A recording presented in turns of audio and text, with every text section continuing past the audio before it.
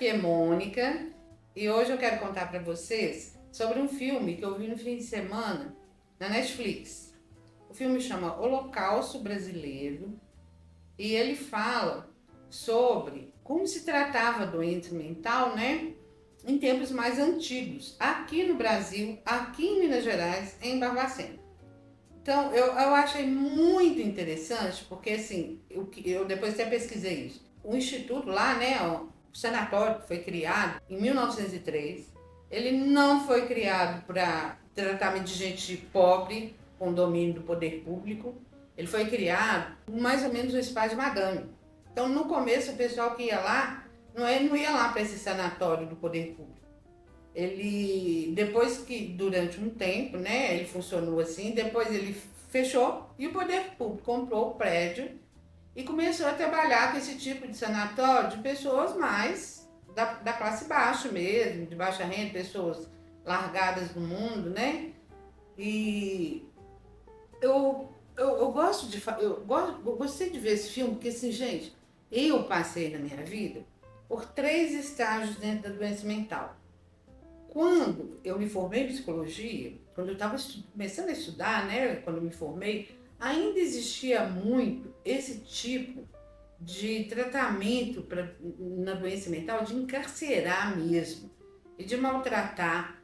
E eu assistindo o filme, eu fui me lembrando, inclusive, que eu cheguei aí em Barbacena uma vez, eu conheci uma pessoa, um delegado, que quando o preso, o advogado do preso falava que o réu era louco, né, assim que eles usavam, para se safar da pena, esse meu tio mandava o preso lá para Barbacena. É louco? Estava para Barbacena. E meu tio mandava, sabendo que lá era um lugar que tinha muita tortura, que tinha muita pobreza, muita sujeira, que era abandono. As pessoas estavam lá num depósito, sujo, vivendo umas com as outras emboladas, sem profissionais que dessem conta de lidar com aquilo, né? E quando eu fui ver no filme, eu fui me lembrando disso, né, na minha vida. E depois, quando eu já estava estudando psicologia, eu conheci uma das pessoas que tinha morado lá, né, que a gente às vezes pode falar morador, mas não era morador, era preso, né? Ele estava no Galba Veloso. E o diretor lá do Galba, o César, na época, ele era um psiquiatra seguidor do Basaglia. Então, ele foi levando essas pessoas para lá, né, para o Galba, sem estar encarcerando, mas de uma certa forma, gente, esse moço que eu conheci lá, tinha condições de soltar do mundo, né? Ele já era muito adulto, muito lesado, ele não conseguia vestir roupa, ele suava o tempo todo. Ele estava sempre com o aparelho de barba na mão, você vê que ele não era agressivo, o pessoal deixava ele com esse aparelhinho, porque ele precisava que fizesse a barba e o cabelo dele o tempo inteiro, porque qualquer pelinho incomodava ele. Então, eu vivi muito esse tipo de coisa, né? Esse tipo de tratamento. E vendo o filme eu fiquei pensando, né? Por que as pessoas faziam isso? As pessoas jogadas naquele depósito enorme, gente que nem era louca, que era só abandonada, né? Aí você pensa assim, nossa, como o ser humano é horrível. Gente, o ser humano, ele usa as ferramentas que ele tem, né? Como a doença mental é muito pouco conhecida, eles tinham poucos remédios que ajudavam a trabalhar, né? E quando você tem um doente mental dentro de casa, né? Eu passei isso pessoalmente, né? Com meu filho. É desestruturante demais, né? Você tem uma pessoa que surta o tempo todo, você tem sua vida, por exemplo, numa família, né? A mãe e o pai trabalham, os outros irmãos estudam, vamos supor que tem um, os outros 2 são pessoas comuns que precisam de estudar, né? Esse louco, né, que era como eles falavam na época, completamente desorganizador, né? Então a família não dá conta de lidar com aquilo. E como a sociedade não tinha atributos, né, de outras formas, né, remédios, tratamentos, a doença mental era muito pouco estudada. Então, a forma de fazer, afasta. Eles não tinham coragem de matar. Quer dizer, igual o Holocausto de Israel, né? Eles não tinham coragem de exterminar, porque na Grécia já tinham exterminado doentes físicos e mentais. E essas civilizações mais antigas, que são as que vieram para nós, né, que chegaram para nós, que formaram a nossa cultura, elas faziam isso, as exterminavam. Aí o nosso tempo já fez uma coisa que é um pouco mais humana, né? Em vez de matar, você prende lá, dá uma comidinha, até você morrer, né? No filme cita isso, assim, morria 6 pessoas por dia, ia muita gente para lá, assim, no Brasil inteiro todo mundo que tinha problema mental ia parar em Barbacena, né? Lá era famoso. Então eu vivi essa fase, né? Depois da psicologia eu ainda conheci algumas pessoas, que Barbacena fechou em 80, eu comecei a estudar psicologia em 79. Então, durante estágios, eu conheci pessoas que moraram em Barbacena, poucos, né? Foram poucos que sobraram. Isso foi me fazendo refletir de como que é hoje, mas eu ainda quero falar do estágio 2, né? Que eu vivi quando, assim, porque quando eu estava estudando psicologia, né? Que eu me interessava por fazer psicologia do esporte, por trabalhar com esporte, então eu via essas coisas, elas me incomodavam, me chamavam atenção, mas não era uma coisa que eu ficava mexendo, né? Eu não ia mexer com isso, a verdade é essa. Então, quando meu filho nasceu em 86, a gente estava num período de mudança. Barbacena tinha sido fechado. Esse tipo de sanatório, assim, estava caindo de desuso, porque existiam outros pequenos. No filme fala de Barbacena, porque Barbacena era imenso, né? Era do Brasil inteiro. Eles tinham cidadezinhas com uns asilos pequenos, existia isso. Era como o ser humano dava conta de lidar com os loucos, né? E quando meu filho nasceu, a gente estava começando a fazer uma transição. A gente não conseguia, não aceitava mais aquele tipo de tratamento, mas também ainda não tinha um outro tipo de tratamento. Meu filho nasceu em 86. Ele é da mesma década, né, de fechamento lá de Barbacena.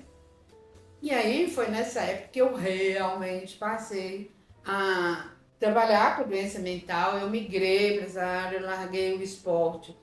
Muita coisa que eu vi no filme me remeteu a essas épocas, né? Porque assim, a minha paixão era esporte, mas eu vi que não tinha cabimento, porque assim, uma coisa que aconteceu na minha época, né? A gente não tinha leis que protegiam o trabalho das mães, então eu tinha que trabalhar, eu tinha que cuidar do meu filho, ele não cabia em escola nenhuma, as empregadas não davam conta dele, o pai dele, mais eu trabalhava que ajudava também, não deu conta, foi uma coisa muito difícil para mim ter que cuidar dele sozinha, né? Então, assim, eu quebrei muito a minha cabeça para transformar. E eu acho que aconteceu isso com outras pessoas no mundo inteiro, né? Porque não é à toa que o Basaglia, que é um psiquiatra italiano que foi citado no filme, né? Estava trabalhando com isso lá na Itália, a desinstitucionalização dos loucos, né? Eles foram primeiro lá, né? Aqui tinha o César, que era do Cabo Veloso, por exemplo, que eu conhecia pessoalmente, devia ter outros, né? O pessoal do André Luiz, do Hospital André Luiz, que já estavam tratando disso, né?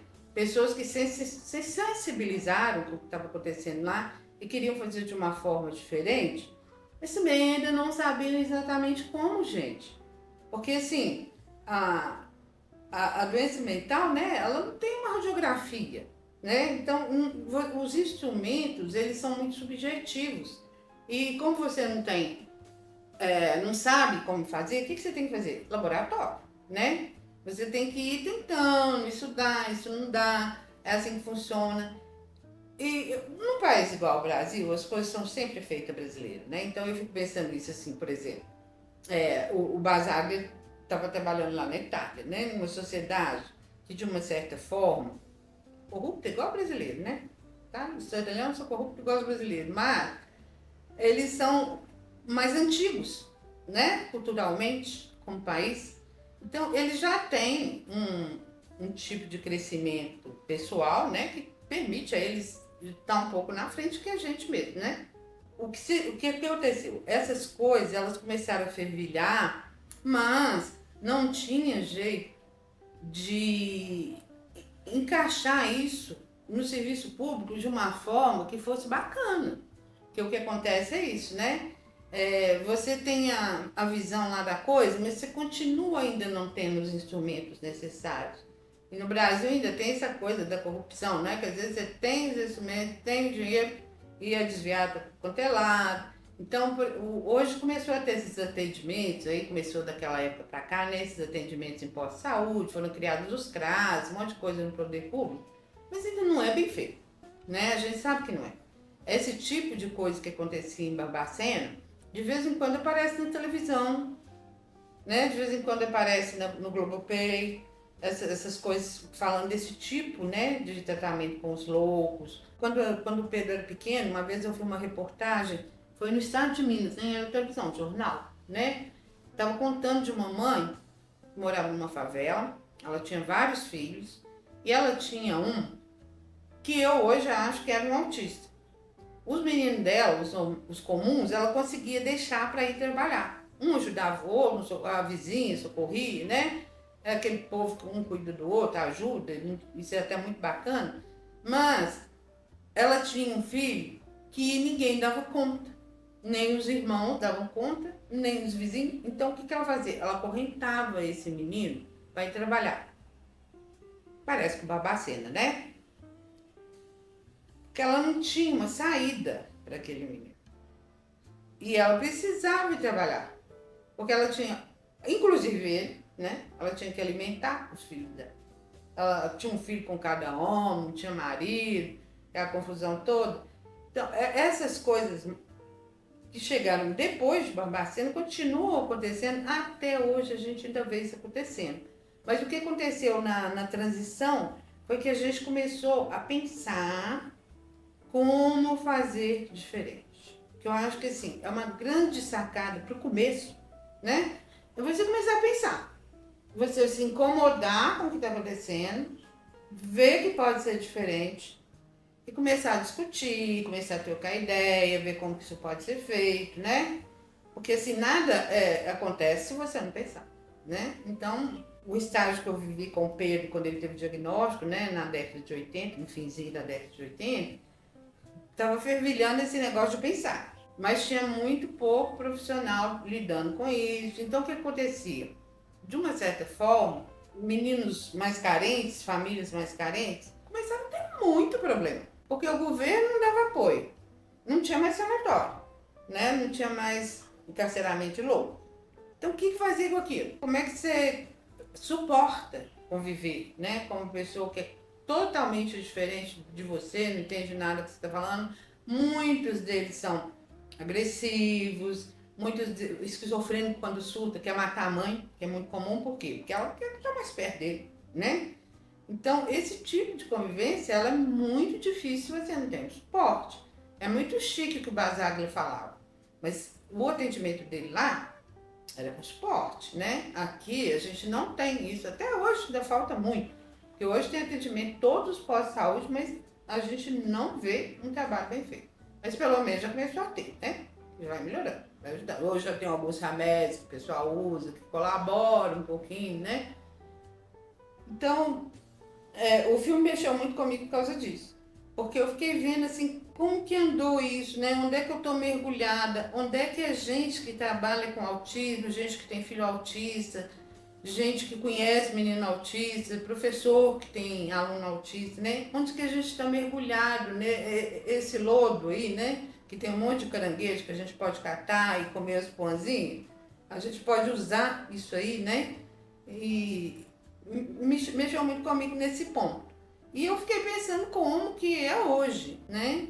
Que, assim, as redes sociais, a televisão, a mídia em geral, ela colaborou muito para mostrar essas coisas, para se discutir direitos humanos, né? Então, hoje, isso acontece, às vezes? Acontece. Numa capital do Brasil, numa escola, num internato particular, acontece de uma forma um pouco diferente, né? Mas acontece coisas desse tipo ainda. Mas, quando são do conhecimento público, é denunciado. Hoje você pode denunciar essas coisas, né?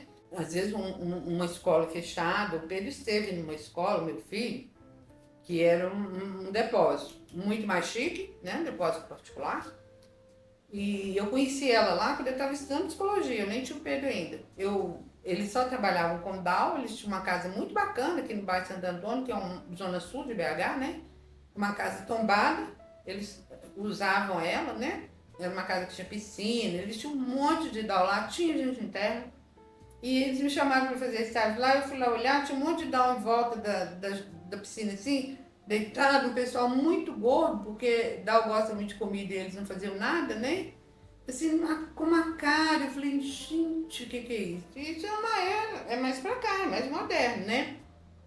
Essa escola foi fechada depois que o Pedro tinha uns 20 anos, quer dizer, 17 anos até, ela morreu um aluno lá nessa escola, um interno, né? E quando o Pedro começou a estudar lá, eu achei muito estranho, porque assim, é uma coisa que às vezes você não percebe exatamente, mas o seu sexto sentido, ele fotografa aquilo, né?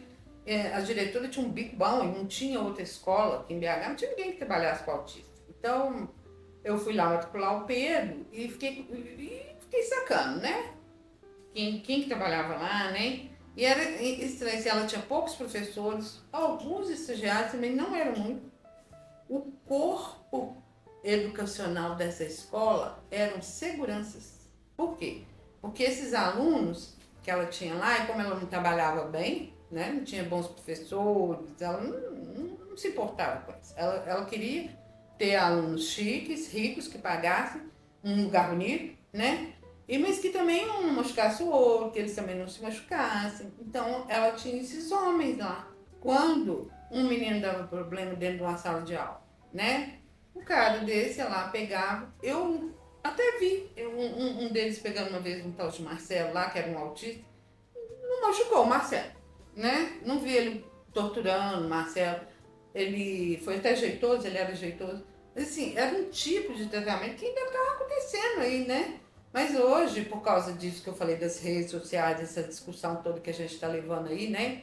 Essa comunicação, né? O tititi social é muito intenso, né? Então a gente vê que assim, esse tipo de coisa acontece menos, né? Mas a gente ainda está navegando muito, gente. Essa questão da doença mental.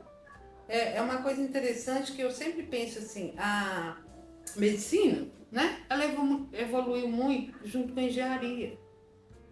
A engenharia apoiou muito a medicina, né? Essa parte tecnológica, né? Foi onde a medicina cresceu. Essa parte que depende de coisas que a gente não tem como fotografar, né? Não tem como ver, né?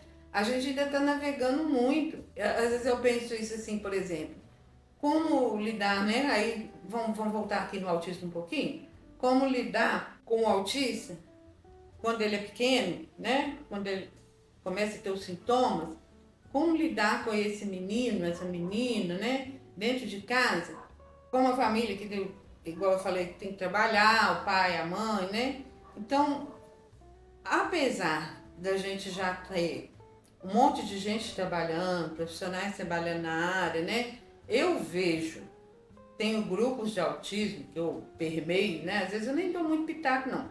Mas eu presto atenção para ver como é, né? Eu gosto muito dessa parte de conhecer, eu sou muito curiosa, não é curiosa para fazer fofoca, porque eu não falo o nome das pessoas, né? Mas eu gosto de compreender, para poder montar o meu conhecimento, né? Eu gosto disso. Então eu vejo muito isso assim, tem escola, é obrigado, tem um monte de profissional trabalhando nas clínicas, tem clínica de convênio. O poder público é ruim? É brasileiro? Mas tem, né? Se você for no posto de saúde, tem psicólogo. Às vezes ele não sabe lidar com autismo, não, tem psicólogo lá. Esse tipo de coisa, né, que está acontecendo hoje, não existe mais no sanatório. Não existe ainda, aqui no Brasil pelo menos, fica claro isso, né? Uma rede que realmente saiba lidar com isso, né? Então continua acontecendo, eu vejo as mães totalmente desesperadas, comentando o tempo todo, procurando apoio uma na outra. Aí uma pergunta para uma assim, tem quem conhece um terapeuta que mora no meu bairro, né? Vamos dizer assim, pergunta. E eu vejo que isso assim ainda não é um lugar bacana que a gente chegou. Mas, na verdade, é um caminho, né? A gente pensa assim, 1980, 44 anos, é muito pouco tempo para a gente conseguir modificar uma estrutura, né? Principalmente em termos de Brasil, porque eu vejo que assim, essa forma como a gente foi montada, essa estrutura colonial, né? Em que as pessoas dependiam muito do rei e elas não pensavam, né? Aqui no Rio de Janeiro, eu li naquele livro 1808, se não me engano assim, citava lá que tinha 10 mil habitantes, né? 9 mil negros escravos e 1.000 da coroa, né? Então, e esses escravos, eles eram comandados, né? E a gente se formou assim, essa é a nossa formação, né? E a gente ainda não conseguiu ainda se libertar disso. A gente quer só que o poder público faça, né? A gente cobra muito. E eu acho que a gente é o poder público. Então eu vejo que isso acontecendo e que a gente está discutindo isso, né? Mas o filme me remeteu a esse tipo de pensamento que eu quis fazer um comparativo com o que está acontecendo hoje, né? A contemporaneidade, né, das doenças mentais, né? Melhor. Não é igual na Grécia. Ninguém mata os loucos mais, os deficientes, os aleijados, né? Na Grécia, os aleijados. Ninguém mata mais porque nasce assim. Ninguém encarcera mais no sanatório, até porque é proibido, né? Mas as pessoas que lidam familiarmente, né, socialmente com o doente mental, ainda continuam passando muita perda, né? Então, por que eu gosto de falar no meu vídeo? Por que eu gosto de falar dessas coisas? Porque, assim, ainda não é um negócio ilha da fantasia, né, gente? A gente está vendo. Eu vejo muito, que eu estou mergulhado nesse negócio, né? As mães vivem arrancando cabelo, tem que trabalhar, isso, aquela correria da vida e não estão dando conta. A gente vê as reclamações, as mães sem estafa, ainda não é um negócio que está acontecendo no atendimento 100%, né? Que é legal, que ajuda. Ajuda a gente ter essa rede. É aí que meu conselho é aí, né? A gente ter paciência, ter resiliência, ter persistência e procurar, que é o maior facilitador que a gente tem contemporâneo, né? Essa parte da rede social, né? Dos contatos, que é muito fácil eu entrar lá na internet, pesquisar quem é que está mexendo com isso. Eu não preciso sair procurando, ir na clínica, ir lá no Paraná, procurar o fulano, né? Ele está na rede falando, né? Procurar essas pessoas que são mais experientes, que têm coisas para contar, pessoas da família e pessoas que são profissionais, né? Que já viram muito, né? Já trabalharam muito com isso, para nos apoiar, né? E o conselho maior que eu dou, além disso, né? É a gente continuar. É a parte mais importante que eu acho que tem. Porque assim, quando o Pedro teve o diagnóstico, né? Uma coisa que me incomodou muito foi não ter esse monte de gente trabalhando, falando. Eu não tenho onde é que eu me apoiasse, entendeu? Eu tive muita dificuldade no começo com esse tipo de coisa, né? O que eu vou fazer sozinha, né? Eu me senti sozinha. Então, vamos continuar com isso aí. Não é uma luta, não é uma guerra, é uma coisa para ajudar a humanidade, né? Porque assim, com esse contingente de gente que está nascendo, de população, 1 bilhão na Índia, 1 bilhão na China, eu acho que a China tem, a Índia tem mais de 1 bilhão cada um, são acho que 8 bilhões de pessoas no mundo, né? Tanto assim, nesse nosso planetinha aqui, muita gente é deficiente, muita gente é PCD, né? Que hoje é o termo que se usa muito, né? Paciente com deficiência. Uma população grande, né? Então, o que a gente precisa? Trabalhar cada vez melhor, né? Lidar cada vez melhor com isso, né? O conselho que eu dou é esse, a gente procurar pessoas experientes e a gente continuar conversando na rede. Não com desespero, se apoiando, né? E essa rede, ela é uma rede de amigos muito valiosos que às vezes nem se conhecem pessoalmente. Isso é muito importante. Falou, gente. Tchau, tchau.